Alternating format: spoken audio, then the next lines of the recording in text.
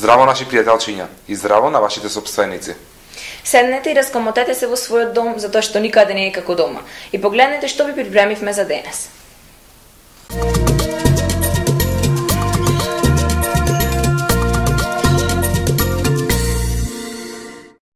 Кучињата се најживите станари во Белата куќа. Председателот на Америка, покрај неговите успешни политички потези и грешки во неговите одлуки, останува запамтен и по неговите куќни љубимци. Барак Обама премногу ги сака кучињата. Џорџ Вашингтон и Теодор Рузвелт имаа права зоолошка градина во Белата куќа, додека љубовта према Чекерс, куќното куче, ја спаси политичката кариера на Ричард Никсон. Првиот амерички председател, Џорџ Вашингтон, е познат како голем љубител на животните. Вашингтон имал голем број на кучиња и коњи.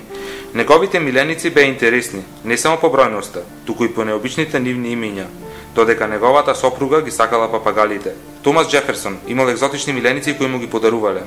Рузвелт е запамтен како председател кој имал најмногу миленици. Тој имал цела зоолошка градина. Во 1952 година тој беше избран за председател на Америка. Нью-Йорк Пост го обвини дека Ричард Никсон незаконски присвоил $18,000 од тајните политички донации. Па уплашените републиканци откажаа кандидатурата на Никсон, но тогаш се случи спасувачкиот говор на идниот председател. Говорот бил крстен Чекерс, како неговото куче.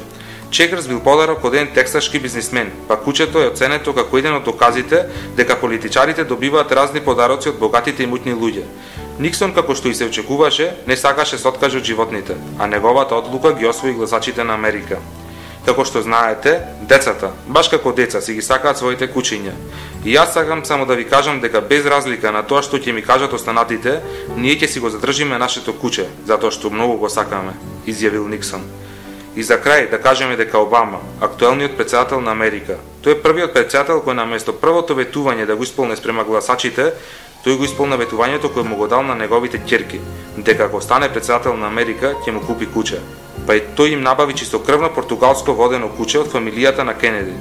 Поради новиот член на фамилијата на Обама, председателот доби критики од мал дел од јавноста, која рекла дека било подобро да присвои куче отколку да купи, но од друга страна доби многу поголем дел на негови симпатизери само затоа што ги сака животните и што има миленик во неговиот дом.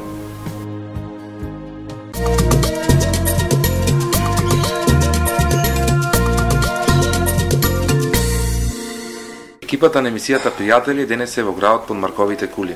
Денес ќе разговараме за играчите, а за нив ќе ни каже нешто повеќе Зафир. Здраво, Зафир, како се? Добро дојдовте и вие. Повторо кај мојот дом. Овие риби го носат името икраши затоа што рибите ги сврлуваат преку икри. Дали може да ни кажеш нешто повеќе околу тоа? Значи, во зависност, минатата емисија зборувавме за живородки, а емисија за икраши. Значи, икрашите се поразлични од живородките што се мрестат со икра. Во зависно од сортата на икраши, има и различен мрест. А има да речеме на заедничка работа со икрашите е што претежно икрашите ги чуваат своите малецки во зависност речеме различно од живородките.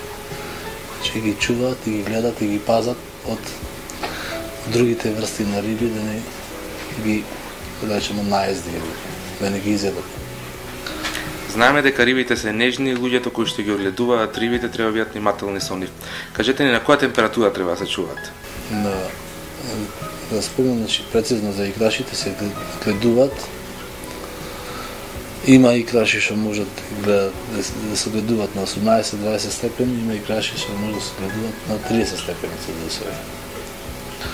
Значи, па може да се најде на заедничка оптимална температура, околу 24-25 степени, ама за мрестење си барат услови, значи секоја врста на играч се бара посебна температура за мрестење. И услови. Значи услови, хемиски услови на водата и температура на водата. Можем, ако сакате, да ви прецизирам пример различно, например зебрите или кардиналите, да ги речем, не се кардинална неонка, тука се викат кардинали, значи се мрестат на 20 степени Целзиусови. Исто можат како икраш испаѓат и карасите. И рибите кои. Значи тие се јапонски краб, кои, и што се чуваат во езерца, во фонтани. Значи тие можат на пониска температура, значи тие икраши. Значи може да и на 15 степени Целзиусови. Значи да се мрестат. А друга, значи, спротивна или контра на нив, да речем се, овие не се баш како тропски рибки, значи овие се другите како пример за тропски рибки на повисока температура што се мрестат, се дискусите. Значи тие се мрестат или да речем скалари. Се мрестат на 28-30 степени Целзиусови. Значи секоја врста на икраш си има своји услови на мрестење. Водата покрај тоа што се филтрира, таа треба редовно да се менува. Ајде запознајте не со процедурата. Како да ви објаснам сега, значи најдобитно е по моје свое искуство што го наследив татко ми, за да се одржи хигиената во водата, во аквариумот, треба да се менува поначесто водата. Се не многу поначесто. Ја да го кажам често, значи јас менувам водата, односно дел од водата, значи не целосно.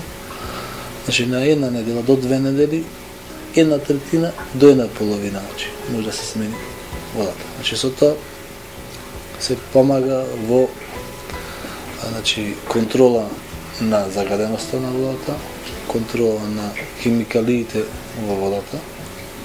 Значи се освежува самата вода и рибчината се чувствуваат повесели и поздрави со менување на водата.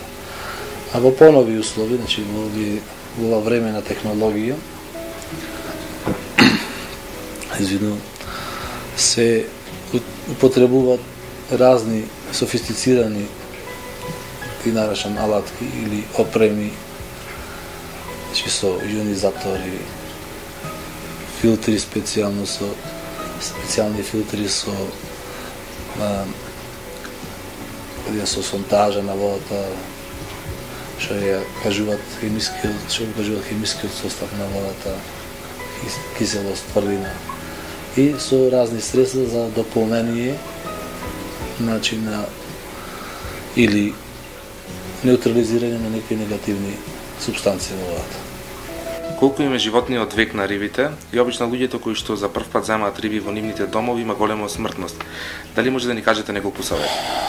Парем да почнам со како совет што земат прв пат рибки. Ако ќе земат некои љубители кои ќе сакат да започнат со одгледување на рибка или чување, негување во својот дом, прво треба да имат спремно, значи живеалиште за таа рибка. Значи претходно треба да се спреми живеалиштето, значи аквариумот или куглата со престојана вода, со да се прилагоди температурата на водата, значи собна температура да биде водата, таа велика, да речеме 20 до 25 степени Целзиусови, за да може самата рибка што ќе ја земат од подавницата или некој што ќе му ја поклони, да се прилагоди на таа температура и таа температура нив му одговара. А не може, например, да се земи пред рибката, па после да се бара чаре, да се стави наеднаш. Значи таа риба доживува шок, значи она значи грешаваат, одма ја пуштат натре во таа, значи во тој амбиент. И значи повторам, риба да доживува шок и не може да се прилагодува и умире. Рибките имат век како од негде околу година и пол до кај негде 25 години старост. Животот век зависи од врстата на рибката. Нема врска дали се живородки, дали се икраши. Значи самата врста стрикно во врстата на рибката. Значи можам да ви посочам дека најмала век животен век има, да речем, кај нас гупите. Значи ако таа врста и на живородка, ама не. А најдолг век има, како значи пример од икраш страна е ботија макраканта, да речем Милискала релидускус. Значи ботијата макраканта може да достигне старост и значи во аквариумот значи до 25 години. И на, да речем, големина должен до 40 сантиметри.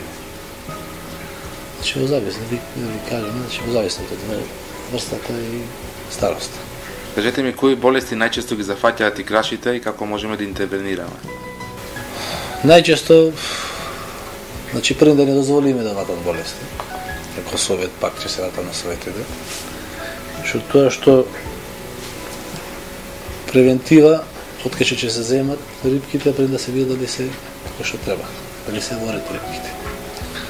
И да пазат да не се заразат другите рибки, ако ги имате претходни рибки.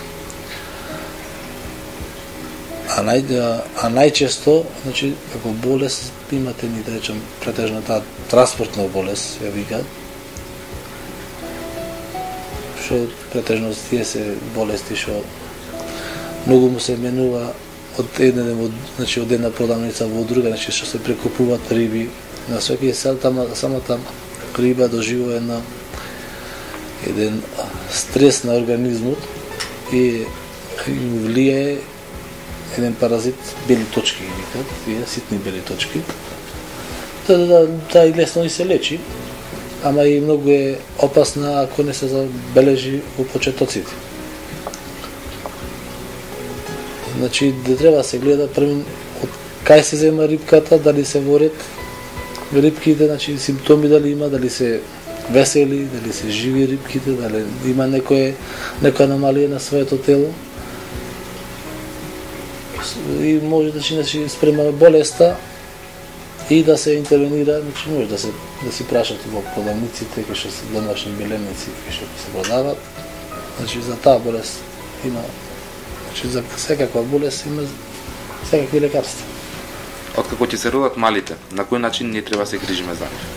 Да поменувам дека секогаш, значи секоја врста има свој начин на растење и секоја врста има свој начин на исхрана. Ние можеме само да помогнеме во хранењето на малецките, значи во производство на некои такви ситни микроорганизми или набавка на некои храни за мали рибки. Иначе во самиот аквариум, значи за икрашите зборуваме, зависност од врстата и начинот на чување, значи грижливост на младите. Претежно се грижат за нив родителите. Значи има врсти на икраши што само се мрестат, вложуваат своите икри и се канибали. Значи и после мрестот, по неколку дена, се вадат од аквариумот и значи другата работа преостанува на акваристот. Значи, кој ќе се измрестат, по извесен период, тие кој ќе направат форма на мало, миниатурно, ситно рибче, си барат храна. И ние треба се зависни од врстата и храната да ја погодиме за хранење на малите рибчиња. А има и други врсти на икраши, што ги се грижат за своите мали. Претежно во животинскиот свет, ама и во светот на рибите, кај икрашите, мажјакот е тој што ја презема улогата на чување на своите мали. Женките секако е, на фабрика за производство на икра за репродукција, и се отстранува и мажекот си презема улогата на заштити родите. Значи можам да напомнам кои се тие што ги чуваат, значи мажаците што ги чуваат своите мали. Тоа се трифугастери, колиси, бета-борци и други, да речем, да ги набројам на повеќе врсти. Значи спомнав икраши што само ги се мрестат, икраши, значи што машкиот родител ги одгојува своите малецки, и сега ќе напомнам икраши што се грижат, значи како родители, значи двата родители се грижат за своите мали, тоа се скаларите, дискусите, да ги напоменам, други врсти на циклиди, во некои делови афрички циклиди. Значи целосно ги гледат своите мали и ги пазат и ги заштитуваат. Многу луѓето кои што чуваат караси прашуваат како може се одреди нивниот пол и дали е тешко за размножување. Па дали е тешко? Кај карасите не е баш лесно се одреди полот. Веќе немаат дефинирана нека форма или по форма да се одреди полот или по нека перка. Ти има да речеме на скриено разпознавање на полот. Кај самите шкрги, карасите и перката, напредните перки има некои зашивување или оштри некои, да рече како боцки, така што не може ни да се толку лесно да се забележи. Некој дури мене ми е тешко да ги разпознавам. Иначе за размножување се една врста, таа врста што мислим лесно за чување, ама се имате потешки за замрестење. Претежно се мрестат со помош на човек, значи на акваристот. Може имате гледано на телевизија како пастромки не ги мрестат, како ги вајчаат и во Охридско езеро и да речем вештачки, му прават вештачки мрест, значи со притискање, со исцедување. На кои риби им се става морска сол, а на кои не во аквариумот? Па како да ви кажам, може да се става со морска сол или може и обична сол. Да се става на сите рибки. Ама се става, значи минимално, како да ви кажам наведнаш пример, на 10 литри едно мало лажиче или па да речем на 100 литри една рака сол. Се става, ама не редовно, значи тоа е како може да се става во почетокот на самиот, значи во нов аквариум и после може да на неколку месеци да се става кога ќе се менува водата, значи за стабилизирање на самиот аквариум и како дезинфекција на мала. Во тој случај се става сол. Ако е се во ред, нема потреба и редовно, значи претежно нередовно се става сол. Дали препорачувате целосно или нецелосно менување на водата во аквариумот? Јас ви препорачал да се менува редовно вода, значи напоменато, значи од една недела до 2 недели, значи една третина до една половина вода. Значи една третина може директно да менувате вода, значи од чешма, бидејќи таа третина се разложува во другата вода, значи нема многу. А ако се менува една половина до цела, да речем целосно да се менува водата во аквариумот, може да биде водата престојана, заради што има во водоводната мрежа хлор. Тој хлор мора за 24 сати да, значи минимум да престои 24 сати за хлорта да испари. А потоа да се стави во аквариумот или па ако е нов аквариум, па по 24 часи до 48 часа да се стави риба. Значи ви потенцирал и ви дал еден предлог на самите акваристи почесто водата да ја менуват, значи по помали количина, за рибите да бидат поздрави и повесели. И за крај на ова наше дружење, што ќе им препорачате на нашите гледачи? Тајна препорака да си чуват животни рибчиња или рибчиња, ако сака да биде поубав и повесел и поинтересен животот во самиот куќен обиет. Зафир, ви благодариме за гостувањето во емисијата Пријатели и во иднина ви посакуваме уште многу аквариуми во вашиот дом.